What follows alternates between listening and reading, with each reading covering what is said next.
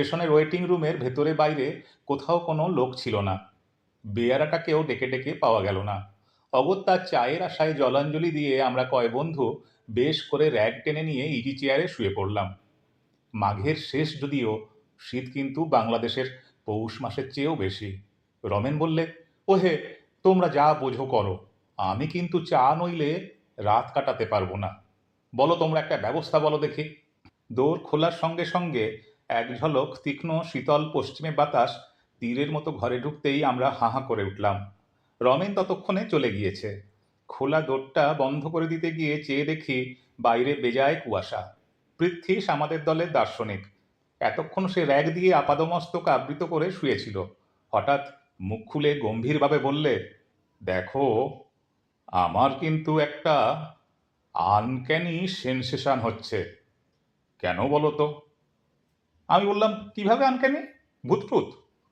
সে rag খুলে easy চেয়ারে উঠে বসল।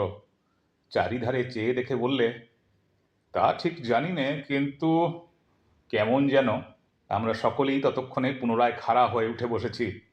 সলিল বললে, বিচিত্র নয়, আমি একটা ব্যাপার জানি। এই রকম একটা স্টেশনের ওয়েটিং রুমে রাত 10টার পরে লোক থাকতে পারতো না। শুধু তাই নয়, একবার অনেক রাত্রে ট্রেনে এক ভদ্রলোক নেমে রাতের মতো স্টেশনের ওয়েটিং রুমেই ছিলেন। সকালেও তিনি ওঠেন না দেখে সকলে তুলতে গিয়ে দেখল তিনি অচৈতন্য অবস্থায় মুখ উপুর করে পড়ে আছেন। তারপর অনেক যত্নে তার জ্ঞান হয়। তিনি সকলের কাছে বলেন, শেষ রাত্রির দিকে এক সাহেব এসে তাকে ওঠায়। পরে হঠাৎ সে পকেট থেকে খুর বার করে নিজের গলায় বসিয়ে এমন জোরে টানতে থাকে যে কাঁচা চামড়া কাটার অস্বস্তিকর খ্যাঁচ খ্যাঁচ আওয়াজে তার সারা শরীর শিউরে ওঠে। তিনি চিৎকার করে লোক ডাকতে যেতেই দেখেন কেউ কোথাও নেই। সাহেবের চিহ্নও নেই ঘরে। তারপর কি হলো তিনি আর জানেন না। সেই স্টেশনে ওয়েটিং রুমের বাথরুমটার মধ্যে এক ছোকরা সাহেব ইঞ্জিনিয়ার কি জন্যে একবার ঠিক ওইভাবে গলায় খুর বসিয়ে আত্মহত্যা করেছিল। তারপর থেকে এই ব্যাপার। আমরা সকলে আমাদের বাথরুমটার দিকে চেয়ে দেখলাম। লুপ লাইনের নির্জন পাহাড়ে, জঙ্গলের ধারে, লাইনের ওপারে কেবল স্টেশন মাস্টারের কোয়ার্টার এবং লেভেল ক্রসিংয়ের ফটকে দারোয়ানের গুমটি। ওয়েটিং রুমের বাইরে স্টেশনের পাশেই একটা ছোট্ট পান সিগারেটের ও চায়ের দোকান। দিন মানে এমনকি সন্ধ্যার একটু পর পর্যন্তও দেখেছিলাম। তারপর থেকেই আর দোকানির পাত্তা নেই। দোকান বন্ধ করে চলে গিয়েছে। গল্প ভালো জমতে না জমতেই হঠাৎ দোরটা খুলে গেল। একটা কুলির হাতে কাঁসার থালার ওপর গোটা আষ্টেক পেয়ালা ভর্তি চা নিয়ে ঢুকলো হাসি মুখে রমেন। ঢুকেই বললে, দেখছো, where there is a will there is a way. আমি বলেছিলাম না চায়ের ব্যবস্থা করবই। স্টেশন মাস্টারের সঙ্গে আলাপ হয়ে গেল। তার বাড়িও আমাদের জেলায়। তিনি বললেন, বিলক্ষণ, আপনারা ভদ্রলোকের ছেলে, বাঙালি, চা খাবেন, এ তো সৌভাগ্য। ছাড়লেন না কিছুতেই, নিজের বাসা থেকেই তৈরি করে পাঠিয়ে দিলেন। রমেনের কথা শেষ হতে না হতে দৌড় ঠেলে এক ভদ্রলোক ঢুকলেন। রমেন প্রায় খেলার পুতুলের মতো লাফিয়ে উঠে বললে, এই যে মিত্তির মশাই, আসুন আসুন। পরে আমাদের দিকে চেয়ে বললে, ইনি এখানকার স্টেশন মাস্টার হরিদাসবাবু, আসুন আসুন। ততক্ষণে হরিদাসবাবু টেবিলের সামনের হাতল শূন্য কেদারাতে আমাদের সকলের উদ্দেশ্যে অভিবাদনের জন্য হাত উঁচু করে গরুরের মতো বসে আছেন। মিত্তির মশাইয়ের বয়স 45-এর কম নয়। দোহারা গরম, কানের পাশের চুলগুলোতে বেশ পাক ধরেছে, গোঁপদাড়ি কামানো। পশ্চিমের আটা জলে বেশ স্বাস্থ্যবান শরীর। আমি জিজ্ঞেস করলাম, আপনি এখানে কতদিন আছেন মিত্তির মশাই? আগে এই আসছে ফেব্রুয়ারিতে 1.5 বছর হবে। বড় কষ্ট মশাই, মাছ তো একবারে মেলে না, বাঙালির মুখ মোটে দেখতেও পাওয়া যায় না। তাই আপনারা আজ এসেছেন শুনে ভারী আনন্দ হলো।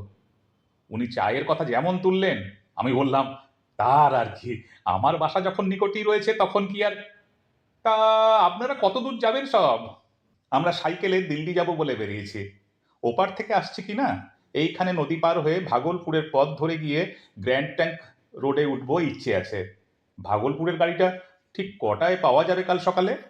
তারপর অনেক কথাবার্তা ও আমাদের ভ্রমণ সম্বন্ধে অনেক কৌতূহলপূর্ণ প্রশ্নের উত্তর এবং কথিত ট্রেন ঘটিত নানা আবশ্যকীয় সংবাদের আদান প্রদানের পর কথাবার্তার বেগ মন্দীভূত হয়ে পড়ল। কারোরই ঘুম পাচ্ছিল না। বিশেষ করে গরম চা খাবার পরই আলস্য তন্দ্রার ভাবটা কেটে গিয়ে সকলেরই শরীর যেন বেশ তাজা হয়ে উঠেছিল। নির্বাণমুখ কথাবার্তার শিষ্টাকে পুনরায় খোঁচা দিয়ে প্রদীপ্ত করবার জন্যেই আমি হঠাৎ বলে উঠলাম, হ্যাঁ মশাই, আমাদের এ ওয়েটিং রুমে ভূত টুত নেই তো? এ প্রশ্নের পরে সলিলের সেই অজ্ঞাত স্টেশনটির বাথরুম ও ছোকরা ইঞ্জিনিয়ার সাহেবের গল্প পুনরায় ফিরে এলো। পুনরায় আমাদের একচোট হাসি হলো এবং কেউ কেউ এমন ভাবের ভান করলেন যে এই স্টেশনের বাথরুম সম্বন্ধেও তারা ভয়ের ধারণা পোষণ করেন। রমেন বললে, যত সব গাঁজাখুরি। হরিদাসবাবু অনেকক্ষণ কোনো কথা বলেননি। আমাদের উপহার দেয়া সিগারেটের চতুর্থটির ছাই ঝাড়তে ঝাড়তে তিনি হাই তুলে খাড়া হয়ে বসলেন। বললেন, আপনারা হয়তো হাসবেন, কিন্তু আমার জীবনের একটা ব্যক্তিগত অভিজ্ঞতার কথা এখন বলছি, শুনুন। পরে তিনি পঞ্চম সিগারেটটি ধরিয়ে নিজের অদ্ভুত গল্পটি বলে গেলেন। অনেক দিনের কথা। আমার বয়স তখন খুব বেশি না হলেও 12-13 কম নয়। আমার এক কাকা ফরেস্ট ডিপার্টমেন্টে কাজ করতেন এবং সেই সময় তিনি খুলনা মরেলগঞ্জ আউটপোস্টে থাকতেন। একবার কি উপলক্ষে তা এখন ঠিক স্মরণ হয় না, আমি আমাদের বাড়ির সকলের সঙ্গে কাকার কাছে বেড়াতে যাই। কাকা তখন ছিলেন খুলনার বাসাতে। সেইখানেই অনেকদিন আমরা ছিলাম। বেশি দিন থাকবার কথাবার্তা হওয়াতে আমি সেখানকার একটা স্কুলে ভর্তি হয়ে গেলাম। আমরা পুজোর পরটাতেই সেবার খুলনা যাই। কয়েক মাস পরবার পরে গ্রীষ্মের ছুটি হলো প্রায় 1 মাসের ওপর। কাকাকে ধরলাম তার সঙ্গে তার কার্যস্থান মরেলগঞ্জ যাব। কাকা আমায় নিয়েও গেলেন। সেই সময়টা মোম মধু সংগ্রাহকদের লাইসেন্স নতুন করে করবার সময়। কেউ ফাঁকি দিয়ে পুরনো লাইসেন্সের বলে জঙ্গলে মোম মধু সংগ্রহ করে কিনা পাহাড় দেবার জন্যেই ফরেস্ট ডিপার্টমেন্টের বোট ও স্টিম লঞ্চ সবসময় সুন্দরবনের নদী, খাড়ি ও খালের মধ্যে ঘুরে ঘুরে পাহারা দিত। কতবার আমি কাকার সঙ্গে এই সরকারি বোটে সুন্দরবনের মধ্যে বেড়াতে গিয়েছি। আমার মনে এই সুন্দরবনের একটা অপূর্ব স্বপ্নছবি মুদ্রিত আছে। তখন আমি ছেলে মানুষ, সবে 13। শহর থেকে গিয়েছি। সুন্দরবনের অপূর্ব বন্য সৌন্দর্য এই 1 মাসের প্রতিদিন আমার ক্ষুধার্ত ব্যগ্র বালক মনে কি আনন্দের বার্তা যে বয়ে আনতো, তা আমি মুখে আপনাদের বোঝাতে পারি না। আর কখনো সে দেশে যাইনি। অনেক দিনের কথা হলেও এখনো মাঝে মাঝে সুন্দরবনের, বিশেষ করে জ্যোৎস্না ওঠা সুন্দরবনের ছবি, অপরিসর খালের সাটির জঙ্গলে ভরা ঢালু পাড়, নতুন পাতা ওঠা সব গাব গাছ ও বন্য গোলা গাছের সারি, খাড়ির মুখে জোয়ারের শব্দ, যখনই মনে হয় একটা জিনিসের জন্যে বেদনা এই বয়সেও মনটা কেমন যেন করে ওঠে। সেদিনের কথাটা আমার বেশ মনে আছে। সুন্দরবনের সেই অংশটা তখন জরিপ হচ্ছিল। তাদের একটা বড় লঞ্চ বড় গাছের মাঝখানে বাঁধা থাকতো। দুপুরবেলা সেদিন সেই লঞ্চটাতে আমাদের নিমন্ত্রণ ছিল। 4-5 জন আমিন, একজন কানুনগো, একজন কেরানি, সবাই বাঙালি। সব শুদ্ধ 7-8 জন লোক লঞ্চটাতে। খাওয়া দাওয়াটা খুব গুরুতর রকমের ভালো হলো। তারপর একটু গান বাজনাও হলো। বেলা পড়ে এলে সেখান থেকে বিদায় নিয়ে আমাদের বজরাটা ছাড়লাম। ক্রমে রাত হলো, জ্যোৎস্না উঠল। খালের দুধারে নতুন পাতা ওঠা বনের মাথায় জ্যোৎস্না চিকচিক করছিল। দূর থেকে নৈশ পাখির দু একটা অদ্ভুত রকমের ডাক কানে আসছিল। জোয়ারের জলে মগ্ন গোলা গাছের আনত শাখাগুলো ভাটার পরে একটু একটু করে জল থেকে জেগে উঠতে লাগলো। বাঘের উপদ্রবের ভয়ে সবসময় আমাদের বজরাতে 2 জন বন্দুকধারী সিপাহী থাকতো। তারা বজরার ওপারের তোলা উনুনে রান্না চাপিয়ে দিলে। রাতটা বড় গরম, গুমোট ধরনের। গাছের পাতাটি পর্যন্ত নড়ছিল না। চারদিকে একটা নীরব থমথমে ভাব। ছইয়ের ভিতরে থাকবার উপায় নেই। বজরার ছাতে তক্তার পাটাতনের ওপর এইসব গ্রীষ্মের রাতে শুয়ে থাকতে খুব আরাম। কিন্তু অপরিসর খালের দুধারে ঘন বন থেকে বাঘ লাফিয়ে পড়বার ভয়ে সেখানে থাকবার জো ছিল না। ছইয়ের মধ্যে বসে কাকা ও বিনোদবাবু দাবা খেলছিলেন। ছইয়ের ঘুলঘুলিগুলো সব খোলা। আমি সেখানে বসে বই পড়ছি। খেলতে খেলতে রাত হয়ে গেল 10টার বেশি। সিপাহীদের রান্না হয়ে গেল। কাকা কি একটা কঠিন চাল সামলাবার কথা একমনে ভাবছেন। আমি মিটমিটে আলোতে আখ্যান মঞ্জুরি পড়ছি। বিনোদবাবু বিপক্ষ খেলোয়াড়কে সমস্যায় ফেলবার আত্মপ্রসাদে তাকিয়ায় ঠেস দিয়ে ঘুলঘুলির বাইরে ভাটার টান ধরা জলের দিকে চেয়ে আছেন। দীর্ঘ বনগাছের ছায়া পড়েছে জলের ওপর। এমন সময় একটা ব্যাপার ঘটল। সামনের ঘন বনের মধ্যে অনেক দূর থেকে একটা উচ্চ সুস্পষ্ট কর্কশ অট্টহাসির রব উঠল।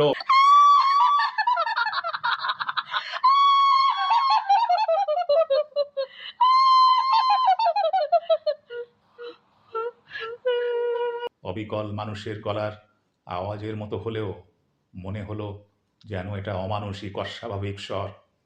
আমরা কিছু ভাববার পূর্বেই সেই রকম আর একবার এবং তারপর আবার হাসির শব্দটা এত উচ্চ ও তীক্ষ্ণ যে মনে হলো বনের গাছগুলো কেঁপে কেঁপে উঠছে, মাটি যেন কাঁপছে, বোটটা যেন দুলছে। সিপাহীরা তাড়াতাড়ি খাওয়া ছেড়ে উঠে এলো। কাকা, বিনোদবাবু, আমি সকলেই ছইয়ের বাইরে এলাম। গাছপালা ছবির মতো দাঁড়িয়ে আছে, কোথাও হাওয়া নেই, পাতাটি পর্যন্ত নড়ে না। সুমুখে জ্যোৎস্না রাতের চাঁদ বন গাছের আড়ালে চলে গেছে। বিনোদবাবু বললেন, কি মশাই রামবাবু, ব্যাপারটা কি? মাঝিরা ভারী ভয় পেয়ে গিয়েছে। তারা বজরার মাস্তুলের তলায় গোল হয়ে দাঁড়িয়ে এক দৃষ্টে বনের দিকে চেয়ে আছে। আমরা সকলে ছইয়ের মধ্যে ঢুকতে যাচ্ছি। এমন সময় আবার সেই হাসির শব্দটা উঠল, হা হা হা হা হা হা হা। শব্দটি এত ক্রূর ও মর্মস্পর্শী যে আমাদের সকলের গায়ে কাঁটা দিয়ে উঠল। মাঝিরা দুই কানে হাত দিয়ে বলে উঠল, আল্লাহ আল্লাহ। কাকা ও বিনোদবাবু ছইয়ের মধ্যে পরস্পরের মুখ চাওয়াচাই করলেন। কাকা বললেন, কি মশাই, হায়না নাকি? কিন্তু তার মুখ দেখে ও গলার সুরে মনে হলো তিনি কথাটা নিজেই বিশ্বাস করেন না। তারপর পরামর্শ হলো নৌকাটা সেখান থেকে সরানো যায় কিনা, কিন্তু ভাটার টান এত বেশি যে বড় গাঙে টান ঠেলে তত রাত্রে কোনো মতেই অত বড় ভারী বজরাটা উজানে নেওয়া চলে না। অগত্যা সেইখানেই রাত কাটাতে হলো। সবাই জেগে রইল, কারুর চোখে ঘুম নেই। শেষ রাত্রে আর একবার শব্দটা শুনলাম। বনভূমি নিস্তব্ধ, চাঁদ ডুবে গিয়ে নদী, আকাশ, বন সব অন্ধকারে একাকার। আমার চোখ ঘুমে ঢুলে আসছে। এমন সময় অন্ধকার ভরা গভীর বনভূমির দিক থেকে আর একবার সেই বিকট হাসির রোল উঠল। শেষ রাত্রে চাঁদ ডোবা অন্ধকারে সেটা এত অমানুষিক, এত পৈশাচিক ঠেকল যে তখন আমার বালক বয়স হলেও হাসিটার প্রকৃত রূপ বুঝে বুকের রক্ত যেন হিম হয়ে গেল। সকালে জোয়ারের মুখে বাজরা ছেড়ে আমরা দুপুরের সময় স্টিম লঞ্চে ফিরে এলাম। সেখানে সব কথা শুনে প্রধান সারেং খালাসিদের মধ্যে কেউ কেউ বললে ওই শব্দটা এর আগেও তারা শুনেছে, তবে স্থানটা বড় গভীর বনের মধ্যে বলে সেদিকটায় লোক চলাচল খুব কম। শোনা গেল ওই বনের মধ্যে নাকি অনেক দূরে গেলে প্রাচীনকালের ঘরবাড়ির চিহ্ন পাওয়া যায়। জঙ্গলের মধ্যে শ্রেণীবদ্ধ বৃদ্ধ বকুল গাছের সারি দেখে মনে হয় কোনো সময় সেসব স্থানে লোকের বাস ছিল। সে যাই থাকুক, আজ এতদিন পরেও যখন কথাটা মনে পড়ে তখন এই কথাটাই মনে হয়। গভীর রাত্রির অন্ধকারে জনহীন জনপদের ধ্বংসস্তূপের চারপাশে ঘূর্ণায়মান কোনো অভিশপ্ত অশরীরী আত্মার পৈশাচিক উল্লাস ভরা অট্টহাসি সেদিন কানে এসেছিল। তাই হাসির রোলটা যখনই মনে আসে, আজ এতকাল পরেও যেন সারা শরীর শিউরে ওঠে।